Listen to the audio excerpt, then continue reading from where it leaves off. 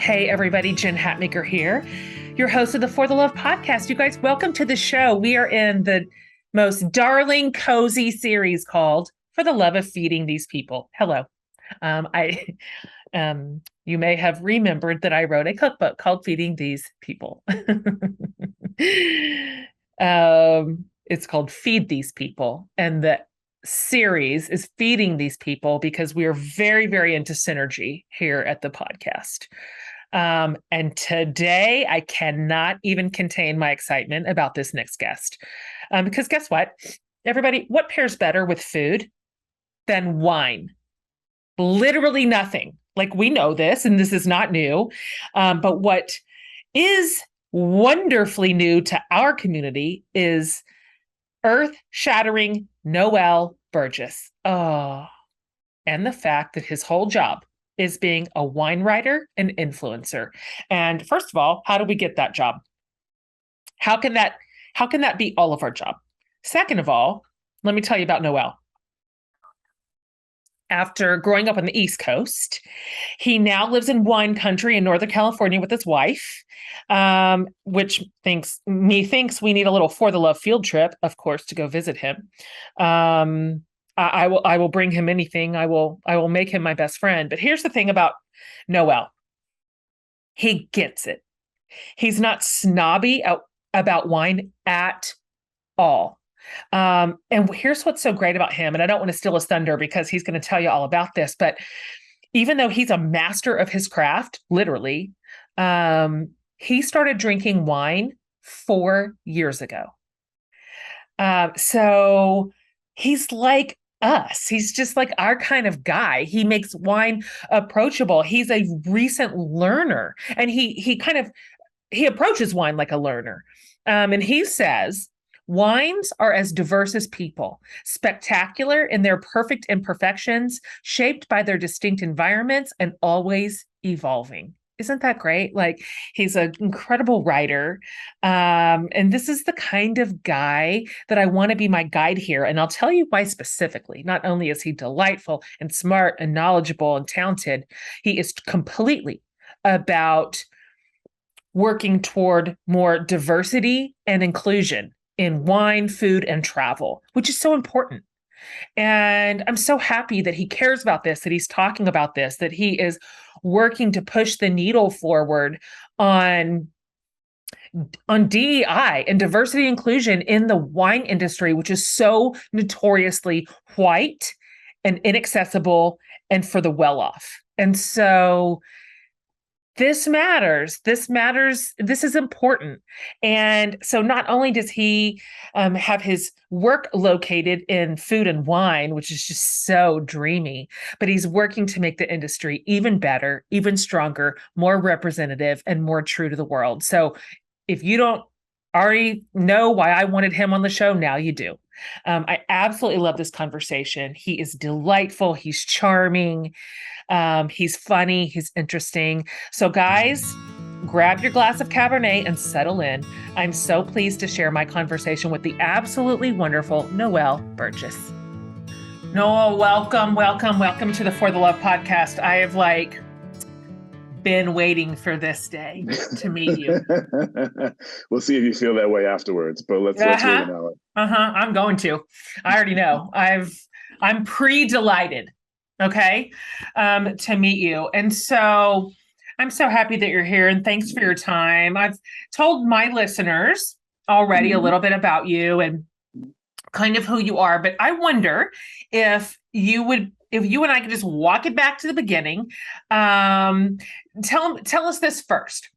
Okay. Where are you from? What was your this was me as a kid, and we're going to get all the way up to you having what is literally the best job in the world. Okay. So let's see from the beginning, not to bore your audience. Born and raised in Connecticut. Yep. For those that will have seen my face, yes, my head has been this big for 40 years. So thank you, Mom. Love it. I have a huge head. Huge. Me too. I have to always get my hats bigger, and I just feel like right now you're my person, and I feel very kindred to you in this. I'm telling you, Uh-huh. Jen, I have spent more money on pillows because of my big head wearing them out than literally wine. So I just want to put them Pillows. out there seriously. So, I love it. uh, born and raised in Connecticut. Yeah. Now I am in Northern California, wine country, of course, for the last 8 years. A small little tech company that people may have heard of called Google is what brought Hmm. me out here 8 years ago for an HR I hope they job. make it. I hope they make it. I hope they make Yeah. a go of it. Yeah. Yeah. I have a feeling that Hmm. search is going to die. I doubt it. Uh-huh. Um, I would say, my mother says that I was shy, introverted. She tells my friends that now, and they don't buy it until they meet her, and they're like, "Oh, in comparison Uh, to like my mother, that literally he's shy and introverted because no one buys that." uh-huh. Grew up in a single family household, so my Yeah. father and my mother got divorced when I was young. He Mhm. was around, but it was really my mother and I, like growing up, strong relationship, really am still a mama's boy, but back then it was bad. Like I would not leave her side, Yeah. until like 7, 8 years old. Yeah. It was bad. But Yeah. eventually you grow up and you grow out of that. Mhm. Went to the best university ever, the University of UConn. Go Huskies for my Uh-huh. undergrad. Uh-huh. And then for my master's degree, went to the University of Rhode Island for human Yeah. resource and labor relations, which actually is my full-time primary job. Uh-huh. People ask me all the time, like, how you manage both. And I'm like, prioritization and thank God for a calendar. Like that is like really it. Yeah. So Oh, can't complain. yeah. You, okay. So that's a lot on your Yeah, plate that it you have is. piled up there. And I can understand why you wouldn't want to get rid of any of it. So, how did you get Into to one. Northern California from Got the you. East Coast? Okay. So again, the job at Google is what brought me out to California. And I've been here ever since for 8 years. How I got into wine, it's really recent. Hmm. Growing up, yeah, really recent, only about 3 or 4 years. Get out of here. So I swear. So people just find this really hard to believe. So because of like part of my family is Jamaican and from the Caribbean, Yeah. so just wines is not the biggest thing there. It's really the cocktails and it's the beer, right? It's the spirits. Sure. So growing up, like my parent family just didn't really have wine around. It was more about rum and beer and Hennessy and other Yeah. hard liquors. And so for me, the only time I really had wine, I was never ignorant enough to turn down champagne at an anniversary or Of wedding. course Like I not. knew enough. Like someone's pouring champagne, I'm like, I'll have one, but I never bought a bottle of wine myself until I moved out to California. Never Wow. happened. Wow. So for me, like when in Rome, I'm out in California and wineries are like 15 minutes away from my house. So my Totally. in-laws were like, hey, we're members of these wineries up in Napa and Sonoma, like let's go wine tasting. I'm just like, yeah, okay. Like it's a good excuse to hang with my in-laws. And I'm like, it is alcohol, right?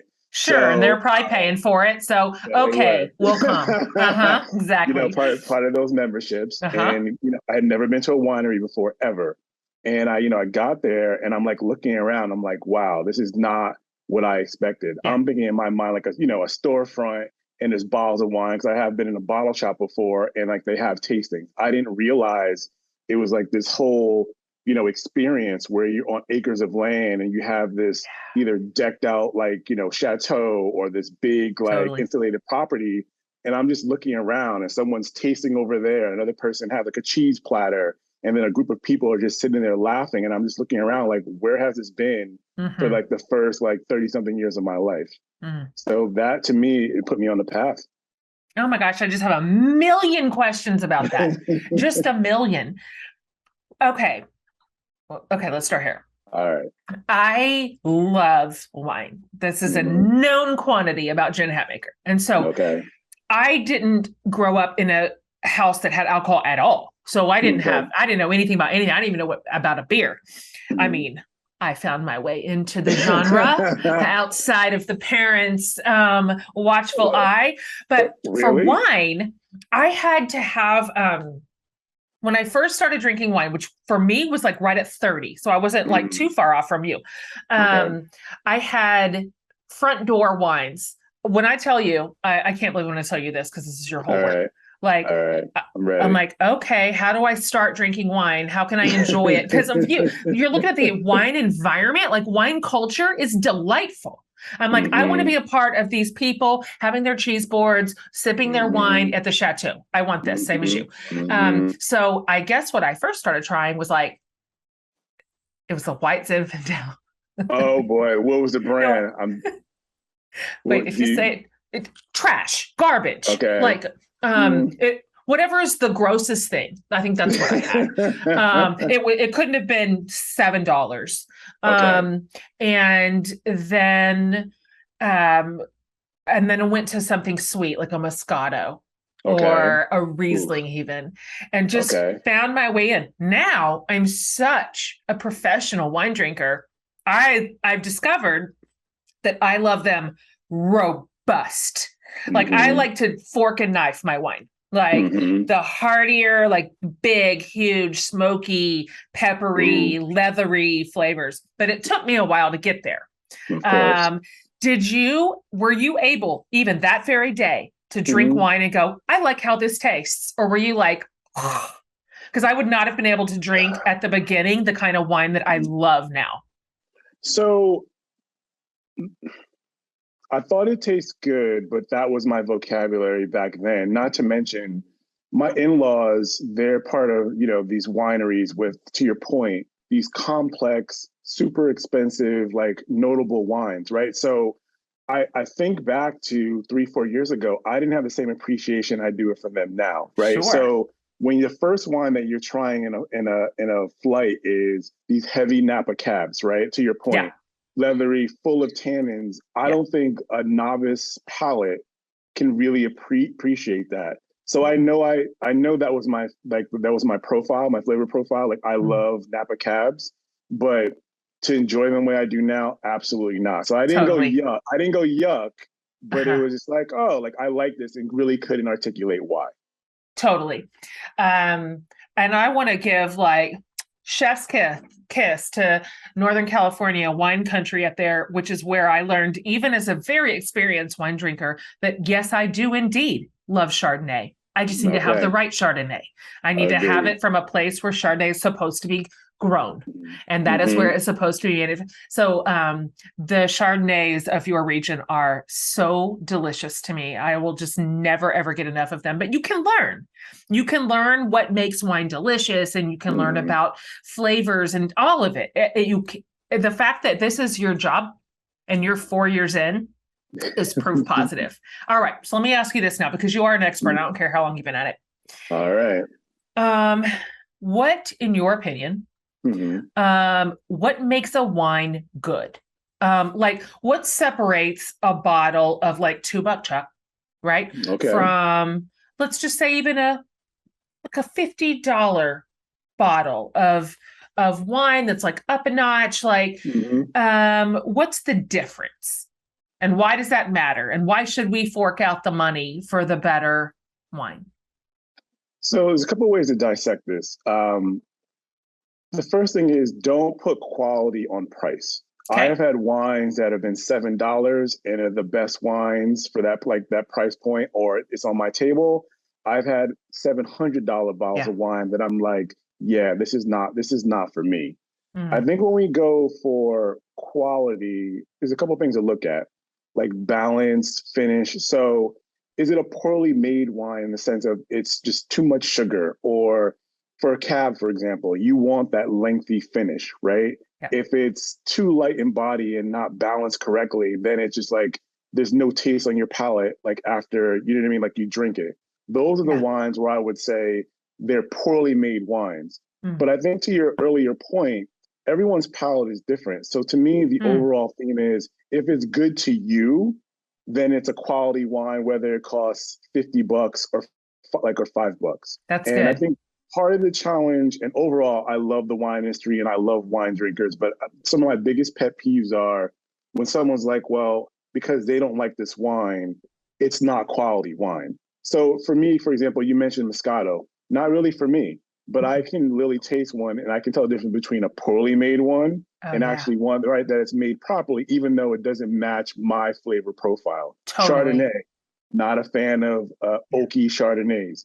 I can appreciate them for what they are. If they're paired correctly, Hmm. it's doable for me, but I would Hmm. never say like, oh, oaky Chardonnays are not real Chardonnays or they're not quality. That's just not Mm. true.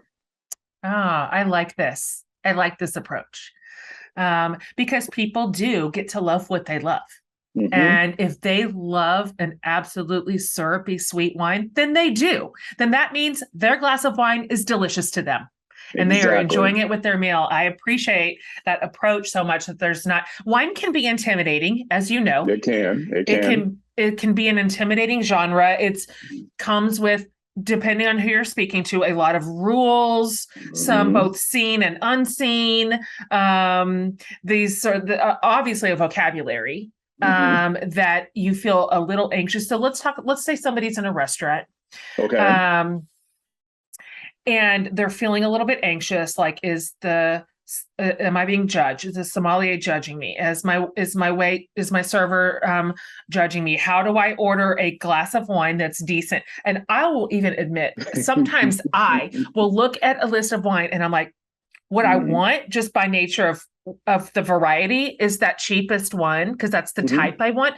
And I'm reluctant to order it because I feel like, oh, I'm just ordering the cheapest white wine on their menu. So let's talk about how you advise patrons when they're in a restaurant. Okay. They want to have a good glass of wine Hmm. and they want to order it well, whether or not they can pronounce it correctly or not. Like, what's restaurant etiquette for good wine drinking? Um, Mm-hmm.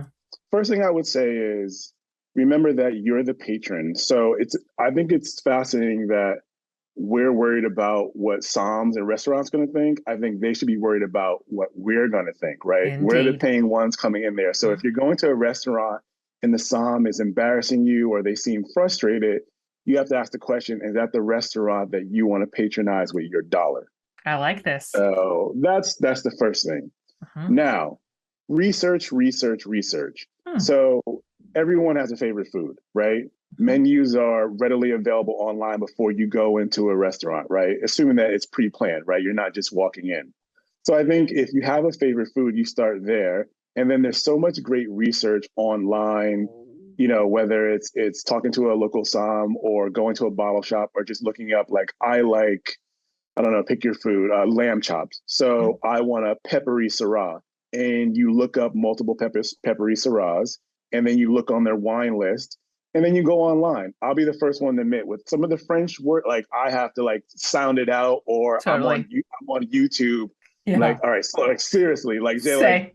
all right, like replay like 7 times. I'm like, what was that? Like, So good. was that a vowel? Right. But I also think when you lead with humility and kindness in the sense of like, you bring the psalm aside and, let's say, for example, and I've done it, I've been out with someone that has much more experience with wine than I do. And I'm like, look, I'm not trying to look crazy. So I'll go to the bathroom and I'll bring the psalm aside and like, look, I'm trying to impress this person. What should I order?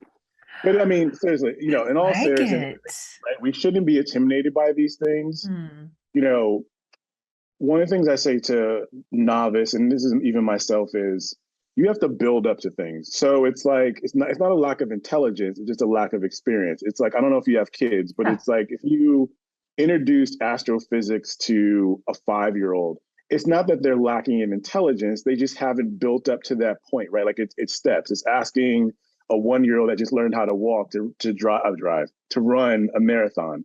They Yeah, have legs and they're walking and they can sort of run, but it's like it's it good. takes steps to build up to that. So I think when people go into something new and they expect to be as experienced as you and I that have been drinking wine at this point for several years, those are unrealistic Hmm. expectations, right? Hmm. So to me, is you start small, what you know, and you build up from there. But again, I'll repeat what I said before. When going into restaurants, why are we adapting to them? They should adapt to us. We're the paying Here, customer. here. That's So I right. I have literally not gone back to places because I didn't feel, and this is just wineries, restaurants, wherever Hmm. it is, because I wasn't treated with respect. I love this. You're 100% right. That is the correct calculus Mhm.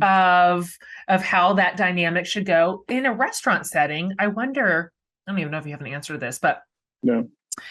just in general, like let's just say a restaurant has a fairly decent wine selection. Would you say, in your opinion, there are any like types of wines or regions or however you want to Mhm. say it that are maybe underrated that we should be ordering more of, Oh, or should we at oh least God. consider? Yeah, I'm a little scared because if I start talking about them, like they're appropriately priced wines, and you Mm. start talking about them, then they That's will it. literally. You're going to shoot them up to the stratosphere, and now they're going to be Yeah. expensive. I will say to me, Pinot goes with just about, it's perfect for food. It goes with Totally. just about everything. It I does. think, and this is my, I guess, intermediate opinion when it comes to wine knowledge, that, reds go with meats and whites go with fish, and that's the way to do it. You go to other countries, I mean, they drink reds with fish, right? So I think it goes Totally. back to our earlier point about drinking what you like, and if it matches your flavor palette, go with it. So to me, when in doubt, Pinot is easy to pronounce. Most people know about them, and they go perfectly with most foods in general. I think for underrated, all right, that's a big one. Hmm. Everybody, even if you don't know about wine, has heard of champagne, but this is just for your audience. Every champagne is a sparkling, but not every sparkling is a champagne, Right. right? So there's regions like Spain that make cavas and others that make even American sparkling are delicious Hmm. that are often poo-pooed. And I'm like, I wouldn't do that, right? Champagne is champagne, no argument. But Mhm. there's other great sparkling out there, whether you're going to Australia or even now, for those that know about like the Douro Valley in Portugal, that's more known for like ports, they make a sparkling there. A couple of companies make sparkling theirs now too. So I would try those out. So those are, like I Great. said, try other sparklings besides champagne. Oh, I love that answer. That's a great answer. Um, and sometimes people, I'm this way. If Mm-hmm. I don't necessarily gear my wine toward my food, like the Mm-hmm. old rules suggest that you should, I Mm-hmm. sometimes gear my wine toward the season. Like when Okay. it is, I live in Texas. And so in the Okay. summer, it's just, It's hot. it's hot, it's the surface of the sun. And sometimes it's Mm-hmm. hard for me to think about having a very robust cab because it's just too hot. So I Got will you. order the coldest glass of A white rose. wine with my Okay. steak.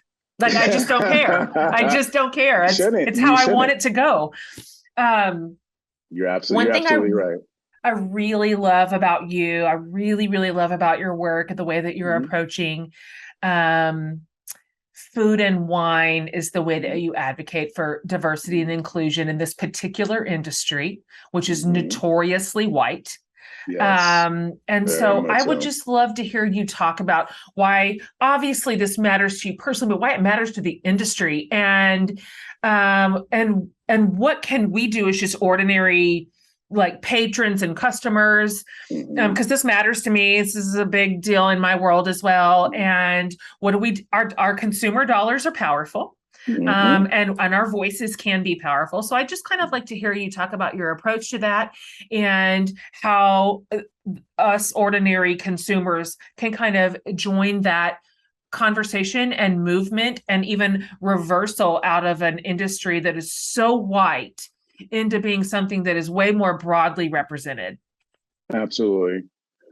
So the wine got my attention, no doubt, but the diversity piece is what really fuels my passion and has sustained me in this industry. Like I'm not in it even primarily for the wine. It's more so raising awareness for a product and an industry that more diverse individuals like you and I should be in. So for me, and you asked me like, what should we do? I think the first thing is be aware who's making like your product, right? Um, Whatever it is, wine accessories, wine, everything in between. Hmm. The people are always the most important thing about that, right? So for me, the first experience I had at a winery was not necessarily a successful one. I remember going to a winery that will remain unnamed, and they treated me like a second class citizen. I think there were Yeah. assumptions made. Well, here's our cheapest, bottle of wine, on the menu, and I'm just kind of like Hmm. looking, not really paying attention to me, feeling like they're talking down Hmm. to me. That was an experience where I'm like, what's going on? Everything I heard about wine is that it's a connector. So I'm like, I don't really feel connected to this winery. What's going on here? And not to speak for diverse individuals, and obviously not to speak for all Black individuals, but it's a little bit of history lesson.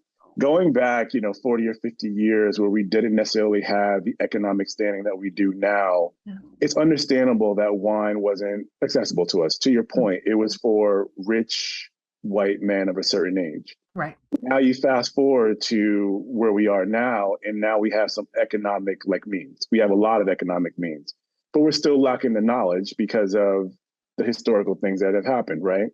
So to me, it's to raise awareness from that standpoint is where I like to showcase, okay, I am clearly a Black man that I'm going into these atmospheres, and what's the proper etiquette, right?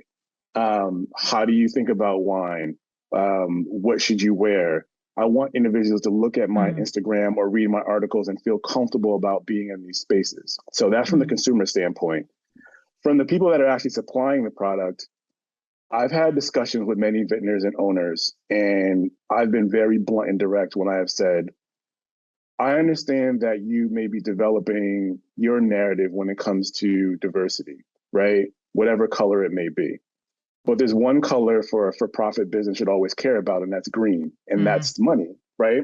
So even if you don't agree with the morality of it, even if you're still trying to understand how to do these things, you're in it to make money.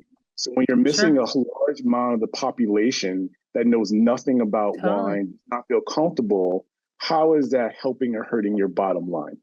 So the Black dollar is almost $1 trillion that you're missing out on, right? That we're spending on something else because we don't feel comfortable in these areas. Take women, for example. Winemakers in California, it's only 10% for women that are actually winemakers, right? How do we increase that? Even though women drinkers are now, I think, around 52%. So those numbers are considerably off. So those are the things I look at. Those are things I think people should care about, not just what's in the bottle, but what goes into it. So for me, when I'm looking at different winemakers or different businesses to patronize, I want to see the story. What does their board look like? Are there women there? Are there African Americans? Are there Latinx, right? That's good. What are they doing when it comes to sustainability? What are they doing when it comes to giving back, right, to the earth or to individuals, charities? Those are things I care about because there's so many different wine brands out there. If you're not exercising these things, why am I drinking your wine? So good. It's so good. That's so important and so possible. Like, can you, on the positive side of that conversation, tell us a couple of your favorite winemakers or vineyards that you feel like these people are nailing it, like from top to bottom, in staff, in leadership, in representation, in sustainability. Like, we could feel good about spending our dollars on this wine. Oh God, I'm trying to think. Let's see. There's so many. I love that. I know. For wineries, I would start with Queen of the Vines, Thea Patchouli. Like literally grabbing my pen. She is a personal. So when I was younger, I didn't understand. I didn't know the word heroin, right? So as kids do, they come up with the funniest things. I said shiro instead of hero because I had no idea, right? Like how to differentiate between a male and female. So now I call them my shiro. She's definitely a shiro. She's a shiro of mine.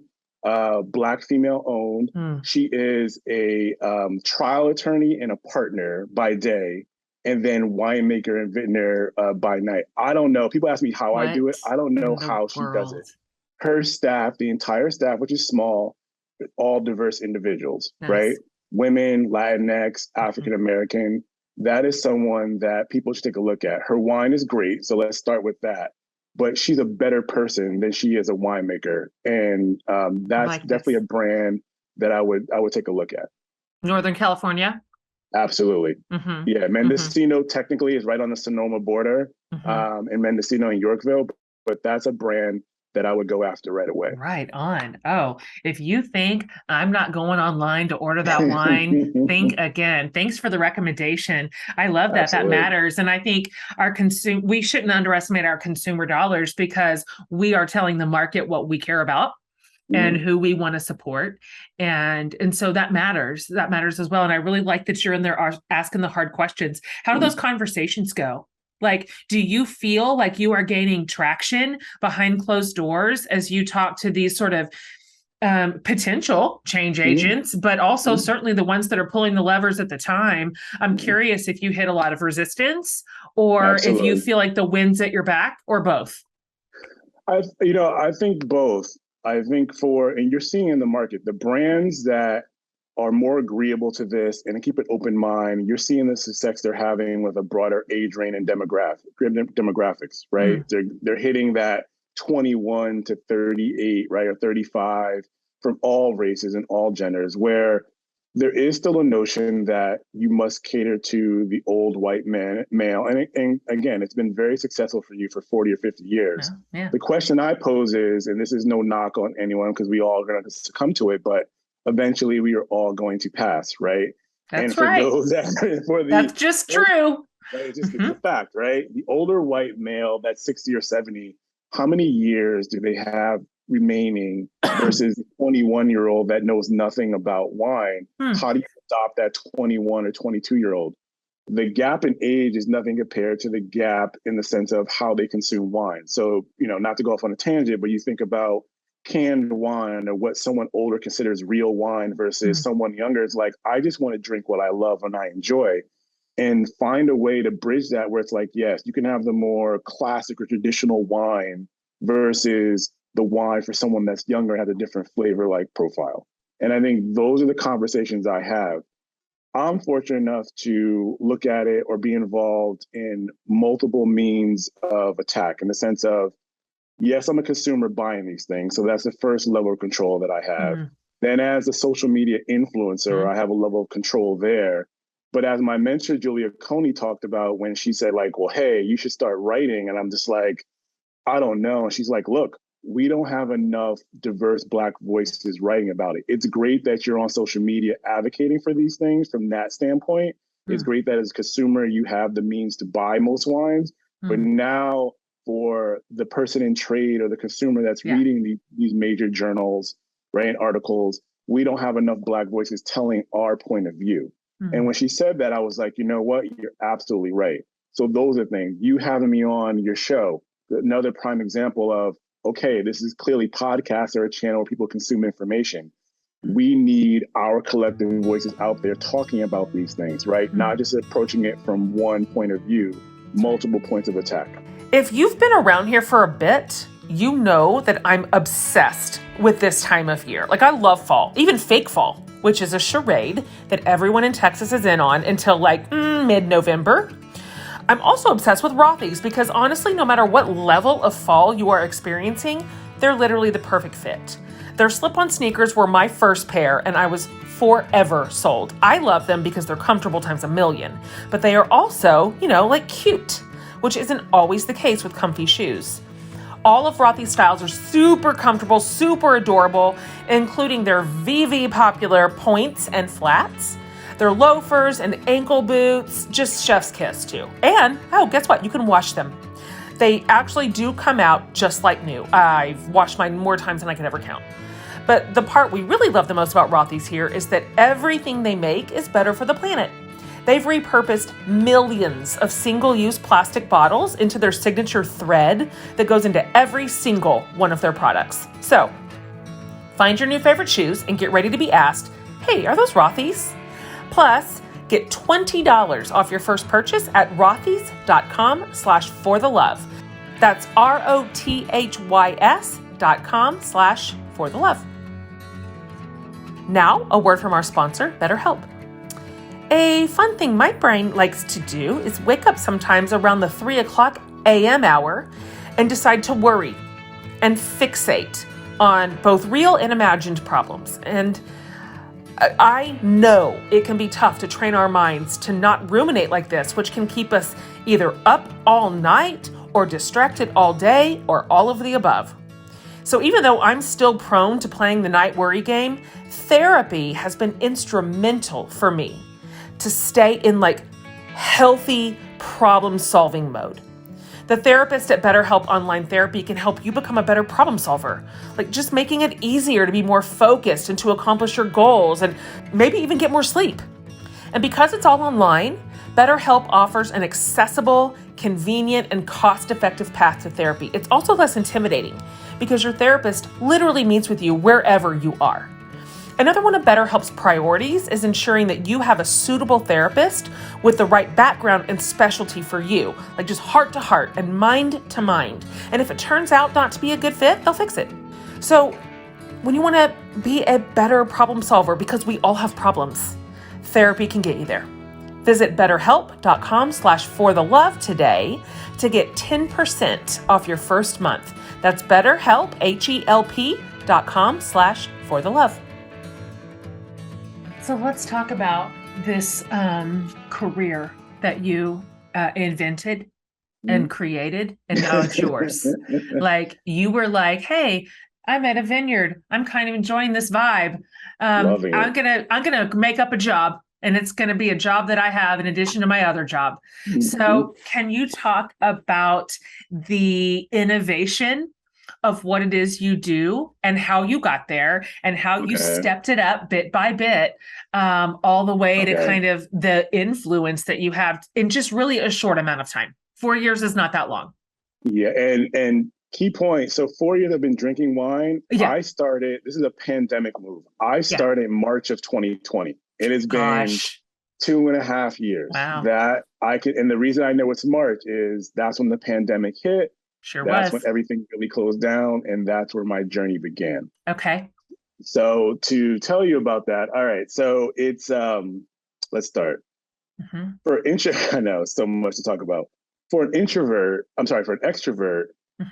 one of the biggest punishments you can give them is to put them in a 2,000 square foot box where nowhere to go. Totally. And my wife, I love her to death. She loves me, but it was just like, I need you to get out of this house. Like I was going crazy being like, it was just because I'm a social person. I draw energy from that, Jen. So talking to my wife is great, but like 24 hours of that, it was just like for weeks, I was like, I need something else.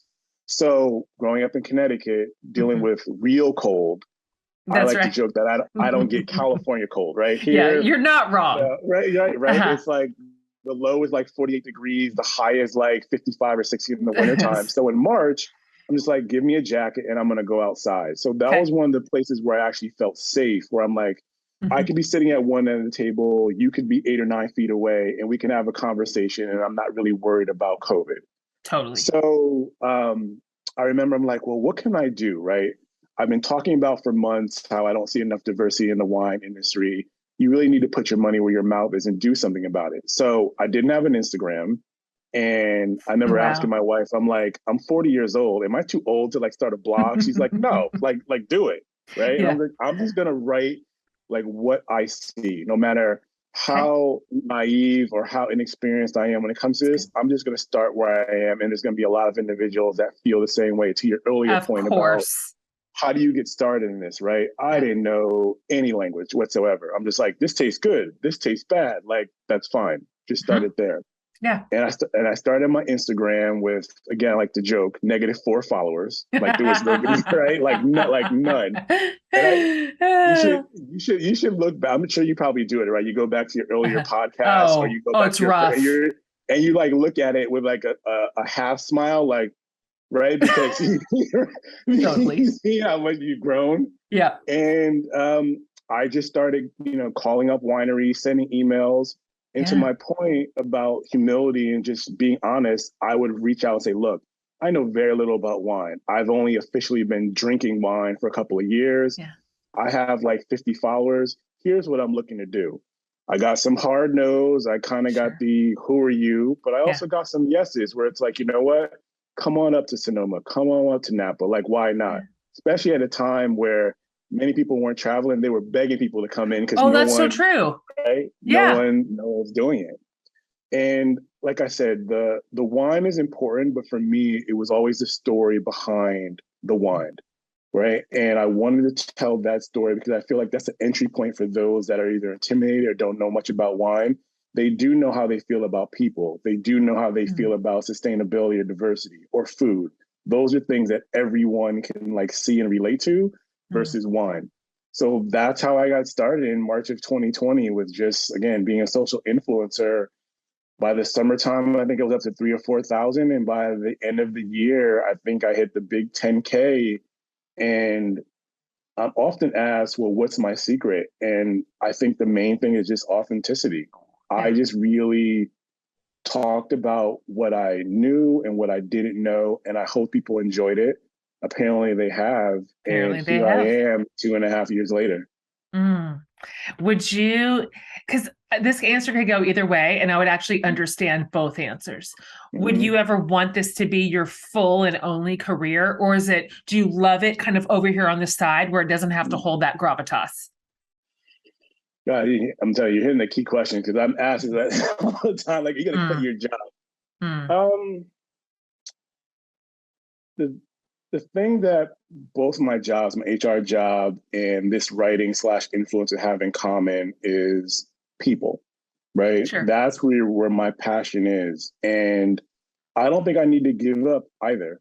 Great. I've gone to school and trained a long time to be in human resources. Hmm. So to walk away from that would be a difficult decision because I do love it. It's Yeah. not, wine is not a distraction in a way of like, I hate my job, so this is the outlet.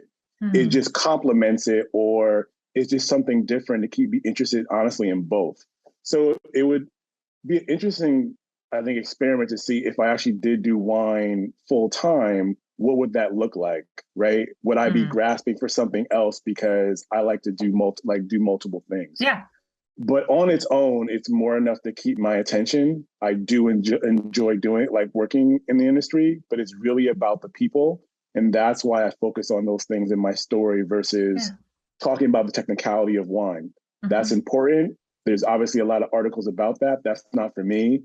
I Mm, rather talk about you, Jen, than hmm. talk about the intricacies of hosting a podcast. Let others get into the technicality of that. Sure. I'm more interested in you, Jen, right? And your Mm, origin story and how you got here and how you've grown, right? And how, you know what I mean? You're spreading your yep. message versus the technical aspect of it. Totally. I completely get that. I have several chambers of work and I love them all. And I don't want to pick just one. I don't, Yeah. I wouldn't want to have to sacrifice one just to do the other one more. And I think that some of us are just kind of geared that way, that we love what we love for different reasons. And if we're Mm-hmm. able to do more than one thing, then that's kind of the way my creative brain works too. What about your wife? She into all this? She a wine drinker? Like, what does she think of this? she she likes wine, but Uh-huh. she doesn't love it. So Uh-huh. whenever it's one of those record scratching moments when she'll look at me and say like, "Hey, why don't you open up a bottle of wine?" It's like, huh? Like you kind of like it never. It's Yeah. usually me opening up a bottle. She's like, "Okay, pour me very little, or I'll have like what you're having, right?" But Mm. she's not a big wine Uh-huh. drinker.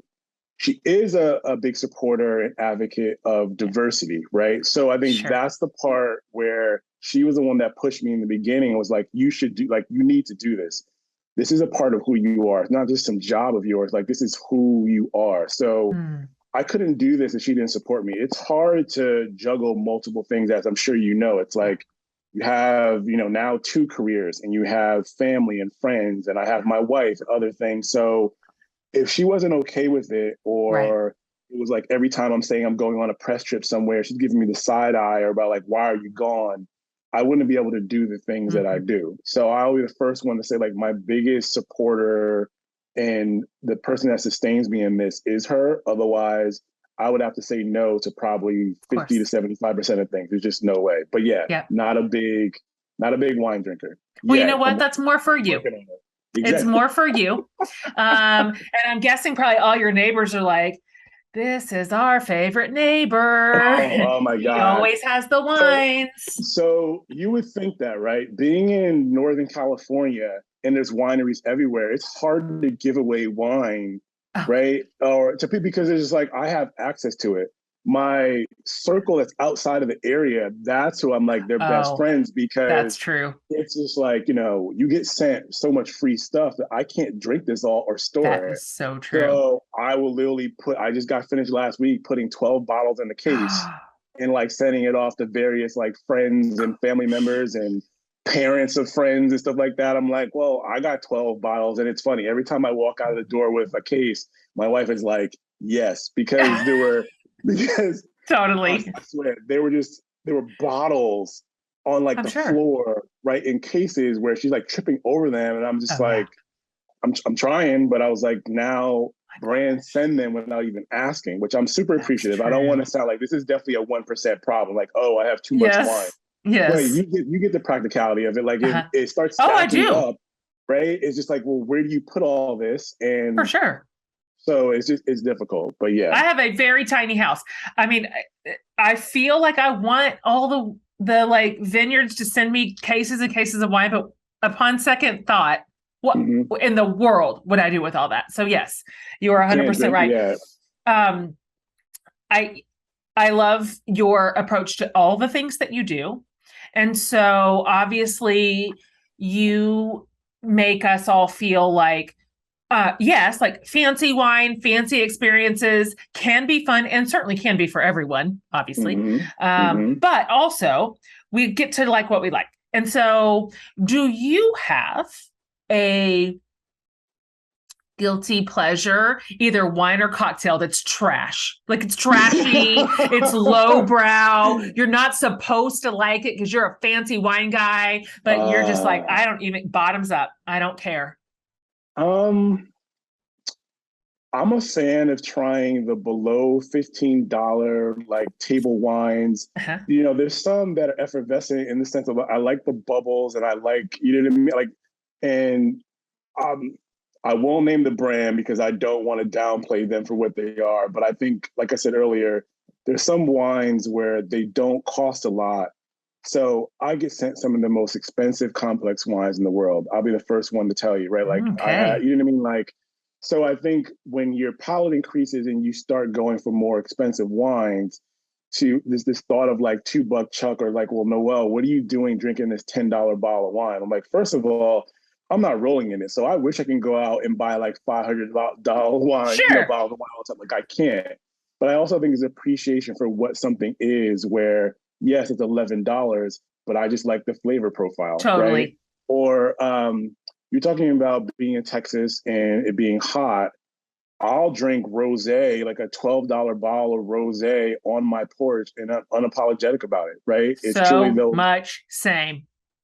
those porch, and I guess part of it is because it's relatively warm in California all year round. But even if it wasn't, I'll drink in wintertime when I go back home to like Connecticut and New England.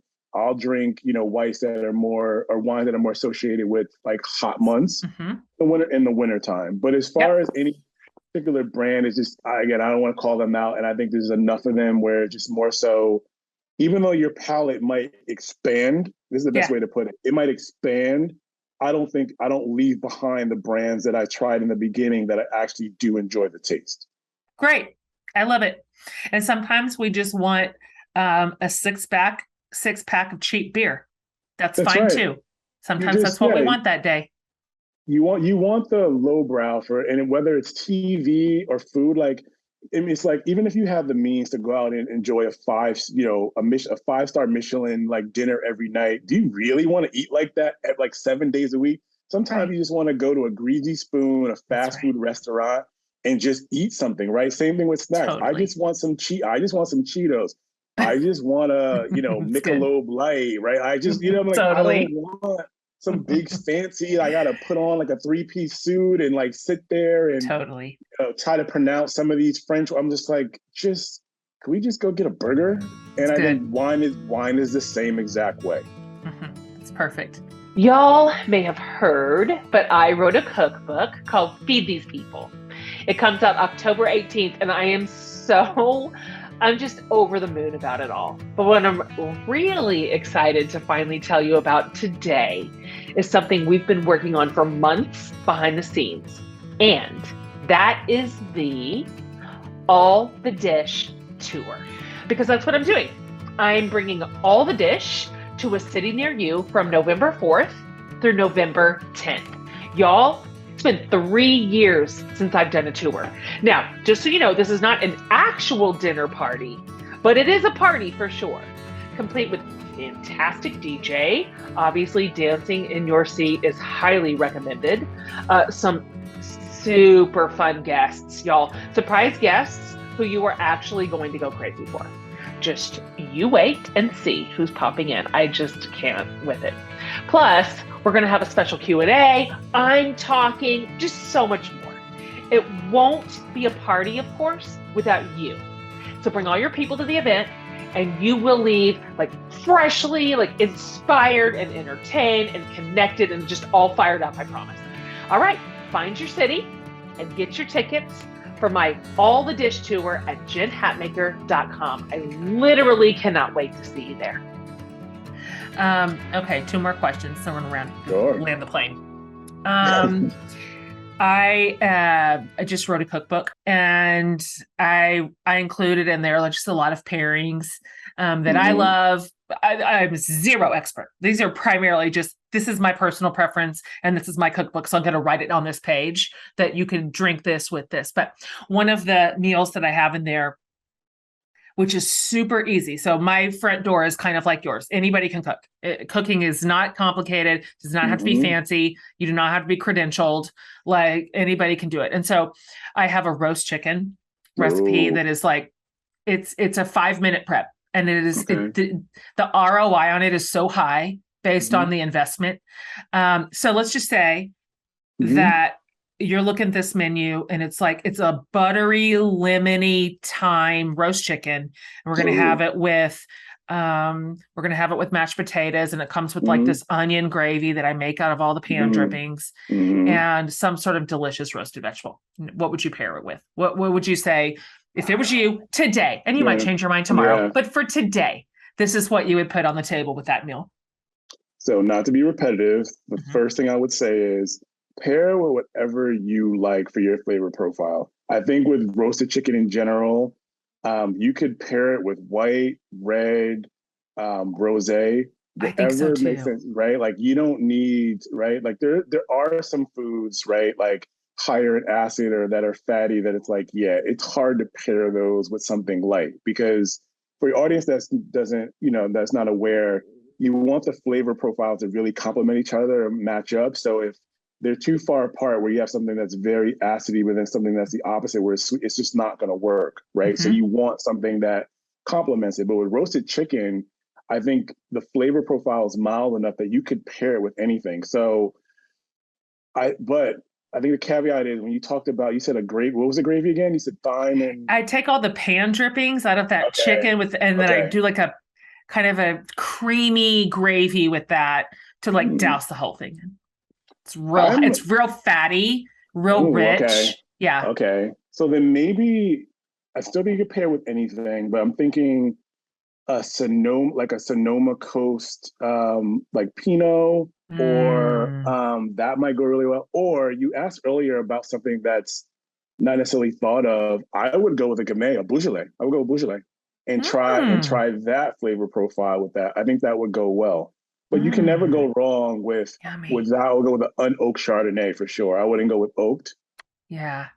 And then I think you could do it with a lighter body cab. I think anything stronger than that would completely overpower the meat.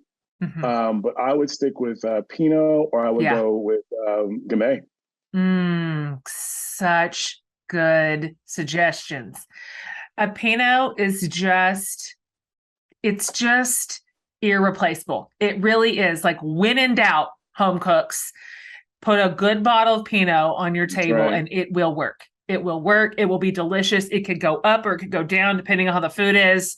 And it's so versatile. Like, it really is. Chicken, fatty meats, drinking on its own is just to me the most versatile wine to drink with food. When you have doubts, try a Pinot and it will match up. That is a great bit of advice. Here's the hardest question of all. I'm scared. Well, and I don't even know. I just don't even know if you can have a possible answer to this. And maybe you do. What is your favorite? Okay, it's a 2-part question. Okay. Number 1, what's your favorite wine, just of all time? You're forced to pick. I'm making you pick because this is my show and you have to give me an answer. Favorite wine of all time. And then your favorite wine experience of all time. And those aren't necessarily the same thing. Time when just wine was a part of an experience that you were like, this will go down in the books. Okay. they're the same place. Oh, Yeah, the okay. Two same for one. place. There's a lot of factors going into it. For sure, quality, but I'm also sentimental. The first winery that I ever joined, and I had been to probably 7 to 10 before I actually joined my first wine club, was Chateau St. Jean in Sonoma, California. I love that And place. have you been? Yes, I love it. Yes. Okay. Oh my God. Love that place. And I live in Sonoma County. So we had been to a few different places, and you kind of, have the gambit of some, like the wine was better at some, the hospitality was better at others, Sure. right? This to me was like the perfect hospitality and then also wine. So it was the first winery I ever joined, like ever.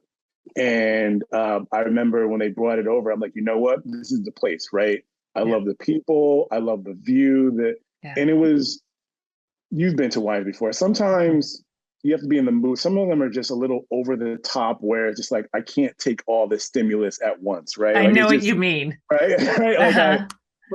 I'll tell people when they visit Napa and Sonoma, sometimes you go into what I call the Disneyland of wineries. Like it's an amusement park, right? And Mm. that's not a bad thing, right? Uh-huh. I love amusement parks, but sometimes you want something that's just more balanced. So you don't necessarily want like a barn, but you also don't want this big, huge structure. So to me, I with know the right what you chateau, mean. it was like it was perfect. Great outdoor seating. I'm looking Yeah. at the mountains. So that to me was the best experience I've ever had at a winery, where if it was just like it was a no brainer to join. And again, my wife is not the biggest like wine fan, but when I said like we should join, she was like, absolutely, like this is it. So it was kind of like, all right, we're doing it. And then there's Cinq Cepage, Mm. which is a 5 Bordeaux blend for those that don't know Mm. French, is the best cab I've ever had. And I'm a cab guy. Writing So it Cinq, yeah, down. so Cinq Cepage. Okay. I don't know how to spell that, so I'm spelling it It's phonetically, and I will look it up later and find it. That you jumped in to an entire industry that you were brand new to and just went for it. I love it. I love the humility of it. I love the hubris of it. It's kind of both.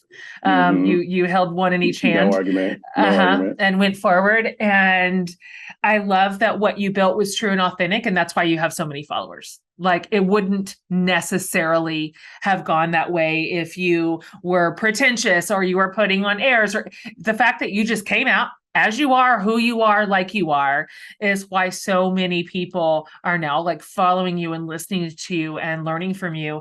And I'm especially proud that you are working from inside the industry as an influencer so that it can do better, so that it can have far more representation and diversity and inclusion. And this is a big deal and it matters. And I just love it. I mean, hats off. I'm just so happy to have met you and so glad you came on the show today. That's it. I have one more question. Okay. And this is Okay. the question I ask every guest I have, like Okay. on every single series. And please answer this however you want. Sometimes Mm-hmm. the answers I get are earnest and sweet, and sometimes they are absurd, and I like them all. So you can answer it however you feel like today. This is the question. What is saving your life right now?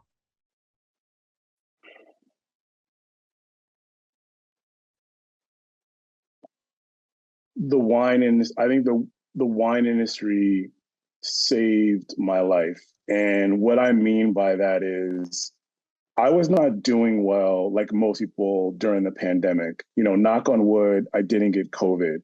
But my mental health was not. It really was affecting me to be stuck in the house and really Yes. no one to talk to besides my wife and nowhere to go. Like I didn't realize like how those borders or boundaries are really affecting me. And I think without it, I would have spiraled in the sense of I could see the long-term play where it would have affected my marriage and it would have affected my friendships and Yeah. it would have affected just my whole outlook because, I would have been indoors for at least a year, right? At minimum. So to me, that outlet to do the things that I love, which is interacting with people and telling real stories and helping highlight and give a voice to those that don't have as big a voice, is why I'm in HR, is why in the wine, food, travel, hospitality, influencing, print media game, whatever you want to call it. That is the thing. That is the mechanism that I have used to improve the quality of my life. Even after the pandemic, I get so much joy from having conversations like these and just seeing someone either DM me saying like, hey, I'm coming up to Napa or Sonoma, where should I go? Or part of it is hubris. I mean, we all have an ego to some extent, but I think for me, the majority of it is I know my message is resonating when individuals like you that have so much clout and resources and care about things reach out to me and say like, I want you on my show, or I want you to travel to my country, or I want you to try my product. That's when I know I'm like, you know what? That's when I know I've made it, right? Yeah. That's when I know when someone's listening and someone cares. And yes, there's of course this ego in it, but it's also just, I love that kind of stuff, right? Like it really does, as corny as it sounds, it really does warm my heart in the sense when someone's just like, I tried this wine because I saw you try it, or I was so scared to go into a restaurant and order something. And when I saw that you did it and you did a tutorial and not be scared of this, that empowered me to feel more comfortable about showing my face, right, in a winery or at this restaurant. So I think, it's a bit corny, but that's honestly it's how not corny. It's so good. I love that answer. And for folks like you and I who love people over almost everything, and our work is really just because it hinges upon people. And that's the stuff. Like that's the feedback, that's the connection that we're here for. So no, it's not corny. I understand every word of what you just said. And I think that is a fantastic answer. And you deserve all that because you are forging into a space that for a lot of people is intimidating or restrictive, and you're making it accessible and possible. And so that's wonderful work. Thank you for being on the show today. Can you just tell my audience like where to find you and all of that? So I can be found at Mr. MR Noel Burgess, so NoelBurgess on Instagram.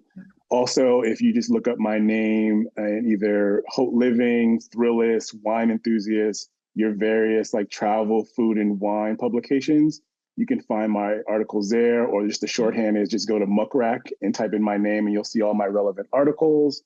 I also will be featured obviously on this podcast and others. So I think probably the best thing is just to Google search me and you'll find my work. And then my website is still developing, but I hope to have it up by the end of the year, which will simply be noelburgess.com. Perfect. And for everybody listening, we'll round up all those links for you and put them in show notes. So you don't have to remember that. We'll have those for you so you can follow Noel everywhere he is, which you're going to want to. All right. That's it. Thank you. That's it. Painless. I was scared. No, you nailed it so much. And I appreciate your time. And I'm just a big fan of yours. Thanks. You mentioned about people thinking you're one thing. And I think you and I, as a woman, and then obviously as African-American, putting us in a box just doesn't work. I'm capable of doing multiple things, and I'm not going to let someone put me in a box of what you should and should be doing. I want to do as many things as possible. And I see you doing that. So there's a sense of pride, right? That when I see what you're doing, that just empowers me to keep doing what I'm doing. So again, so appreciate you having me on.